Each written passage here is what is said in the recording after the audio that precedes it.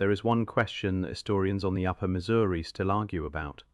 In the late summer of 1948, in the middle of a drought that had gripped the northern plains for over a decade, the Missouri River fell to a level nobody alive had ever seen. And when the water pulled back, it did not reveal mud. It did not reveal sandbars. It revealed rooftops, circular earth lodge foundations, cache pits still lined with ash, post holes standing in rows like the ribs of something that had been buried alive. A village older than anyone standing on that bank could explain, sitting exactly where the river should have been. Within days, engineers were already measuring the valley for a different purpose entirely. Within a week, plans were moving that would put that village back underwater, this time forever. That is the claim. That is the promise of this story. And to understand why it happened, we have to go back to a river that was never as simple as it looked. The Missouri doesn't behave like other American rivers. It carries so much silt that early travelers called it too thick to drink, too thin to plow. For 10,000 years, that silt built and buried and rebuilt the floodplain, layer over layer, burying whatever stood on it. By the 1940s, the stretch of river running through what is now North Dakota was home to the Mandan, Hidatsa, and Arikara, three nations who had shared this land for generations and who called themselves, together, the three affiliated tribes. Their oral histories describe something specific and strange, a pattern of moving their villages upstream again and again, generation after generation, always along the same river. Archaeologists had noticed the same pattern in the ground. Village sites stacked on top of each other, older foundations underneath newer ones. It looked less like a people who wandered, and more like a people who were tracing a route their ancestors had already walked. Nobody could say how far back that route went. The river had swallowed the evidence, until 1948. That year, the drought did something the river hadn't done in living memory. It dropped low enough to expose ground that had been submerged, seasonally or permanently, for longer than any surveyor could confirm. Farmers reported strange shapes in the mud near the bottomlands. A rancher near the reservation boundary described finding what looked like a fire pit, big enough to feed 30 people, sitting in ground that should have been riverbed. Word reached the people who were already, quietly, watching this stretch of river for a very different reason, the U.S. Army Corps of Engineers. The Corps had been in the valley since 1946, walking the land, driving stakes, running survey lines. They weren't there for archaeology.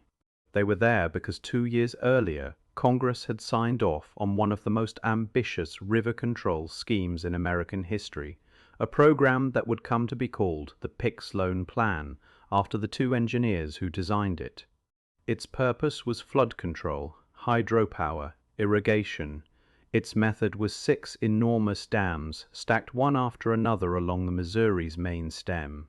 One of those dams, Garrison Dam, was going up less than 100 miles from where the ground had just opened up and shown its secrets. So when the exposed village site was reported, it wasn't handed to a museum first. It was handed to men who already had a construction schedule. What they found, once they looked closer, was bigger than a single village. The foundations weren't from one era.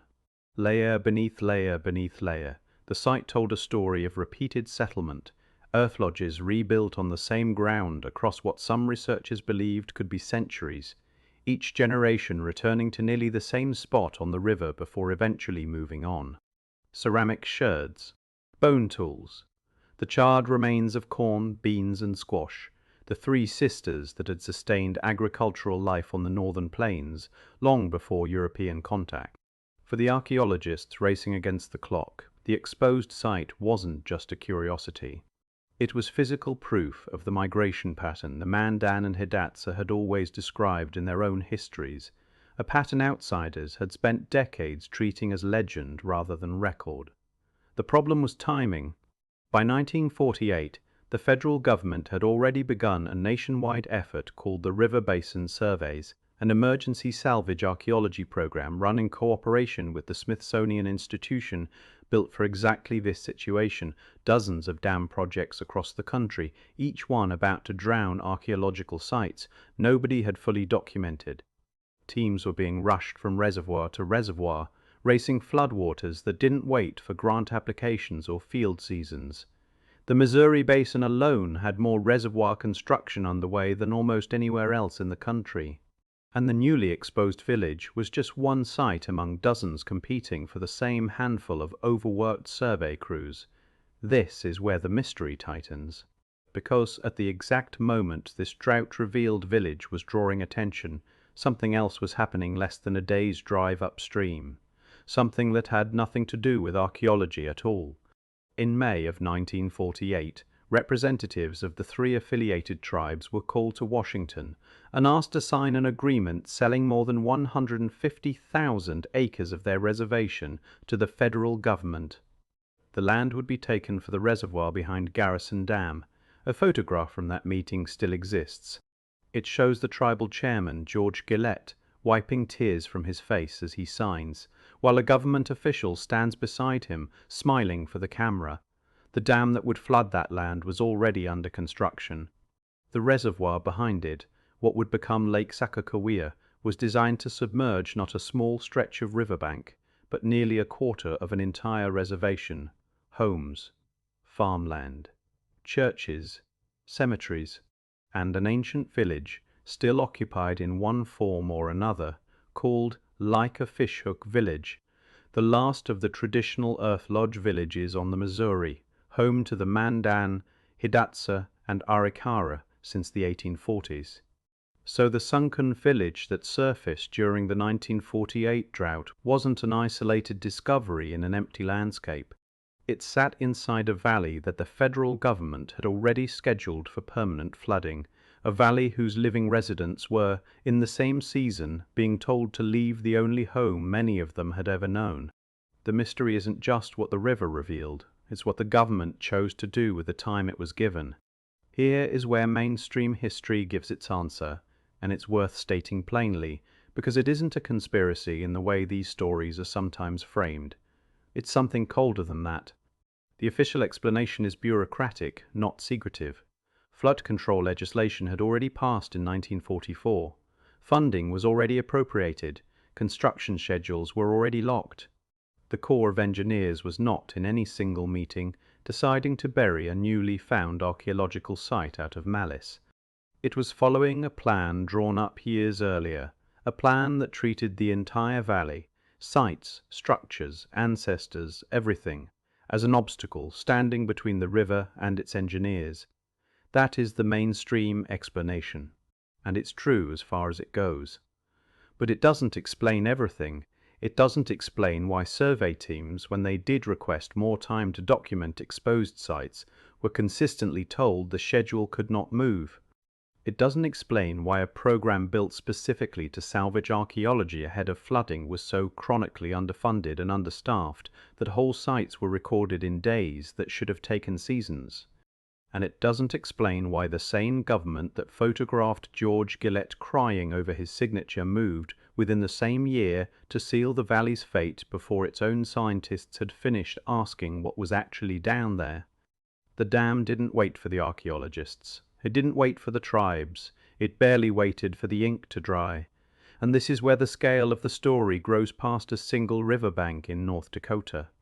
Garrison Dam was only one of 6 main-stem dams built along the Missouri under the same plan. Nearly every one of them sat at the edge of a native reservation. Nearly every one of them flooded villages, burial grounds, and sites that oral tradition had preserved for generations but that written records had never fully catalogued. The pattern researchers would later identify wasn't a coincidence of geography. Reservation land, unlike privately owned farmland, was land the federal government could take with the least political resistance, which means the village exposed by the 1948 drought wasn't an anomaly. It was a preview, a single visible fragment of a much larger, much older landscape, one that stretched for hundreds of miles along the Missouri, almost all of it destined for the same fate, almost none of it fully studied before the water closed back over it. Somewhere beneath Lake Sacagawea today sit the remains of Like a Fishhook Village, along with sacred sites the tribes have never been able to reach again, including a place called Baby Hill, a grave site for infants and a place of prayer for women hoping to conceive, now permanently submerged with no path back to it. Somewhere beneath that same water are the multiple layered village foundations that the drought of 1948 briefly, accidentally, gave back to the light. So what does the title's promise actually mean? A village revealed and damned again within a week, not literally 7 days on a calendar. What the record shows is something almost more unsettling, a government already moving at the speed of an unstoppable engineering schedule into which an ancient, multi-layered village site fell like a stone into a river already in flood. There was no pause button. There was no committee empowered to say, wait. The drought had handed historians and archaeologists an accidental window into one of the oldest continuously reoccupied river corridors in North America, and the machinery built to dam that river simply kept moving through it. The evidence survived in fragments, in field notes typed too fast, in a handful of river basin surveys reports that still sit in federal archives. The site itself did not. What's left is the same question that started this investigation. How many chapters of that migration story, the one the Mandan and Hidatsa had always told, the one the mud finally proved true for one dry summer in 1948, are still sitting under 200 feet of reservoir water, waiting for a drought that may never come again? The village surfaced once. The river has not let it go since.